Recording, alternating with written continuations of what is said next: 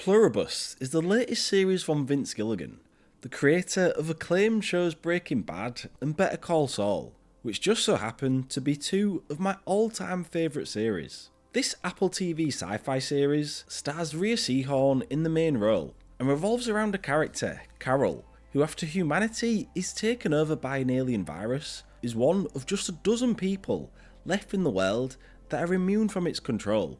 Considering how much success Vince Gilligan has had previously, it should be no surprise to see that Pluribus is once again a critical darling, with it receiving an incredible 98% approval rating for its first season.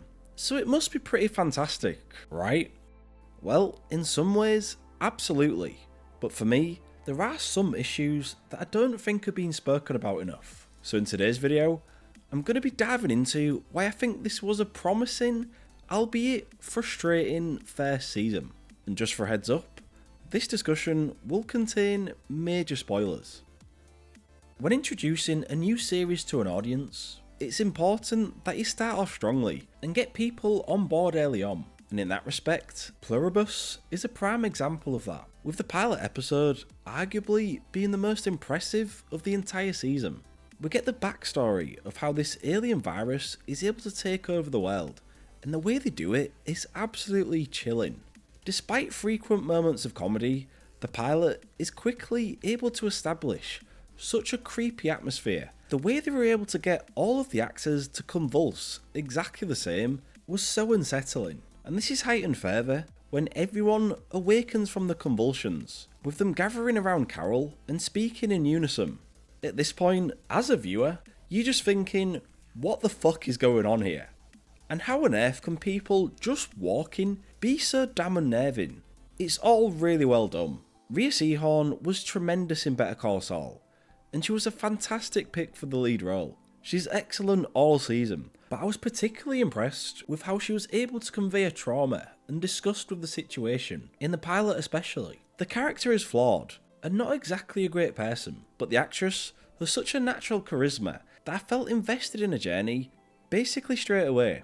The world is fucked, and Carol will do whatever it takes to save it, or at least that's how it starts. We'll talk more about that later on.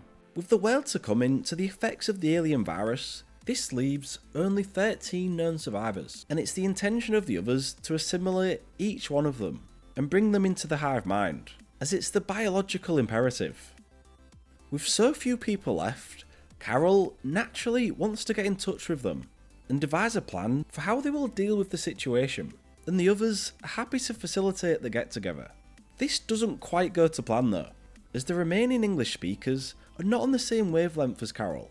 They've deluded themselves into thinking that the infected individuals are still essentially the same people as before, despite all the contrary evidence. Carol, who's naturally cynical and pessimistic, cannot comprehend these people, and her abrasive approach doesn't endear herself to her fellow survivors, causing the group to ostracise Carol. They would rather live in their delusions, rather than face reality, especially Kumba, a Mauritian who's living his best life, a fantasy life, where he's waited on by beautiful women and drives a different supercar for every day of the week. Because of this, Carol is alone on a journey, and the audience is rooting for her along the way. Whilst these hive mind afflicted people are generally kind, honest, and peaceful, Carol does not waver in a belief that humanity requires saving from the virus, and the discovery that the others are eating dead humans made for a shocking reveal and only hardened our belief that this needs to be stopped. However, bizarrely, the show begins to pivot as we get towards the end of the season. Carol is obsessed with finding out the truth about the virus, and drugs Zosia, a Polish member of the others, who she spent a lot of time with. While Zosia is dazed, Carol questions her about how to reverse the virus. But before she can get a straight answer out of her, Zosia goes into cardiac arrest and almost dies. Preservation of life is paramount for the others, so they can't risk Carol potentially killing any more of them. So they up and leave the city the next day, to Carol's bemusement.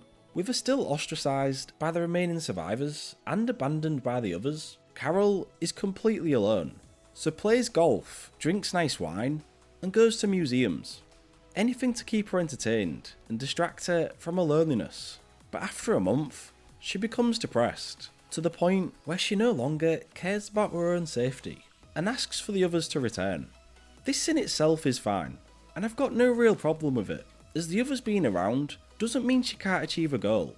But what happens after I found to be utterly baffling. Despite her initial understanding of the virus, Carol begins treating Zosha like a real, unique person, ignoring the fact that she's just another member of the hive mind, and somehow she develops feelings for her.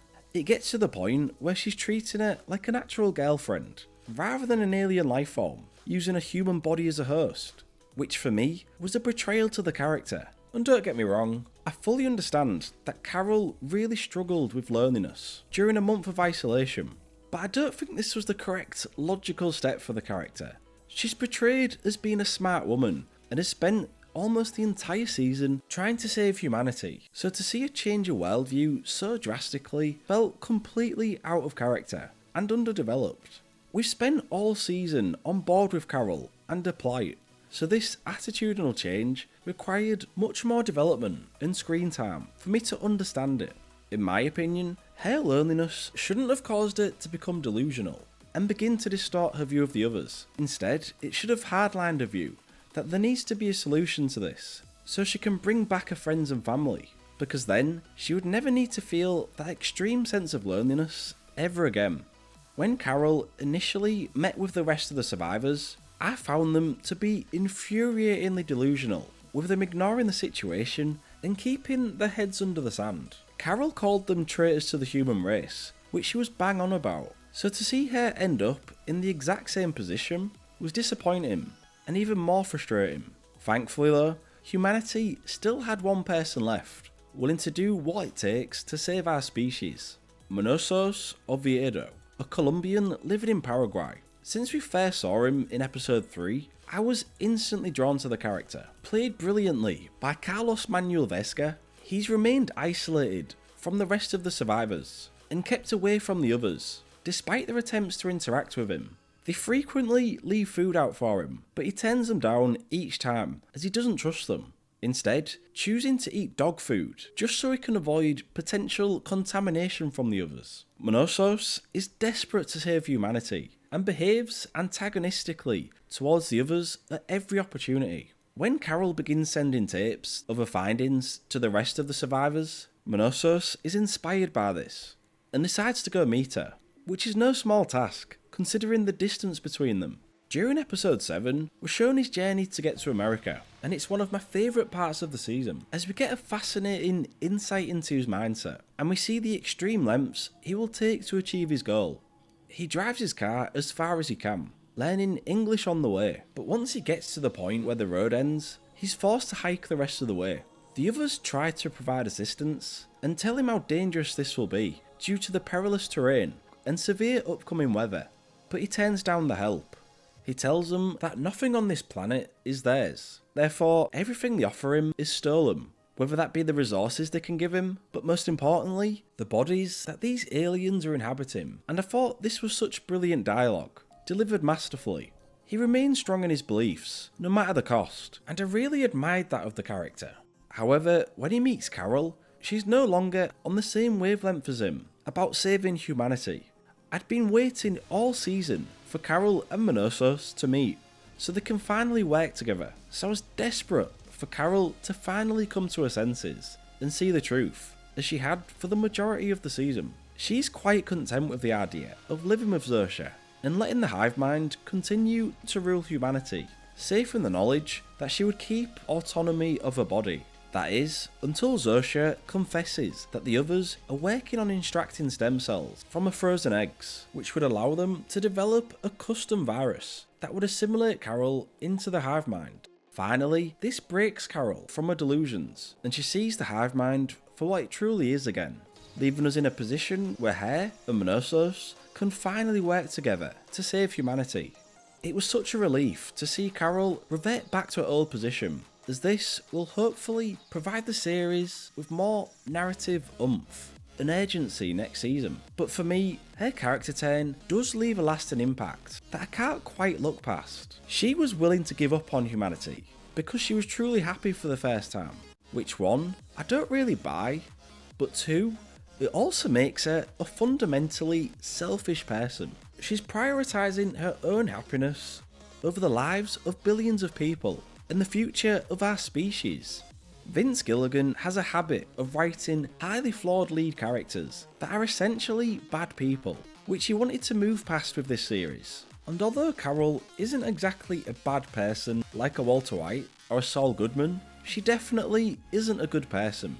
I mean, why is it only important that she has bodily autonomy? If she's disgusted that the others still want her to become part of the hive mind, then why is she willing to ignore the billions of humans who didn't get a choice? She's a hypocrite. And alright, fine, she's a complex character, that's great, but we didn't need this. She already had her flaws without this. So this makes the character almost unlikable for me, which isn't how I felt most of the season. As ultimately, I know that if it was up to her, she would maintain this new status quo. She isn't trying to save humanity anymore, she's trying to save herself. And because of that, despite being abrasive and confrontational, Monosos, for me, is the driving force of this series now. He's the moral centre. He was the real MVP of the season, and is keeping me engaged in seeing how this story unravels. Pluribus is a good show. At times, it's even great. It's beautifully shot, the acting is top tier, and the central premise is amazing. But it does have its issues. The pilot was tremendous, but it struggles to maintain that same level of intrigue and suspense throughout the season, which I think is shown by each episode's rating after the pilot. Vince Gilligan's shows are known for being deliberately paced, and that's certainly the case here, but at times it does feel like the plot has been stretched a bit too thin over the season. During Forbes' review of the season, they claim that this show could have just been a movie, which I don't quite agree with, but I do see the point. They've definitely taken the time with this season, so hopefully the pieces are now put into place for this series to take off in season 2. Vince Gilligan has so much credit in the bank, so I'm still excited to see where this goes. Despite being one of the most critically acclaimed series of the year, and a massive ratings hit for Apple TV, I'm not quite on that same level of adulation with the show. But that's no problem, because sometimes you're better off being alone and true to yourself, rather than succumbing to the hive mind of excessive positivity.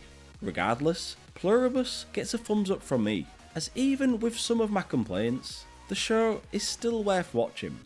So, what did you think of Apple TV's new show, Pluribus? And what show do you prefer, Breaking Bad or Better Call Saul? Let me know in the comments down below.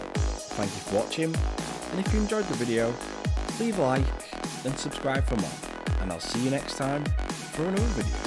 Goodbye.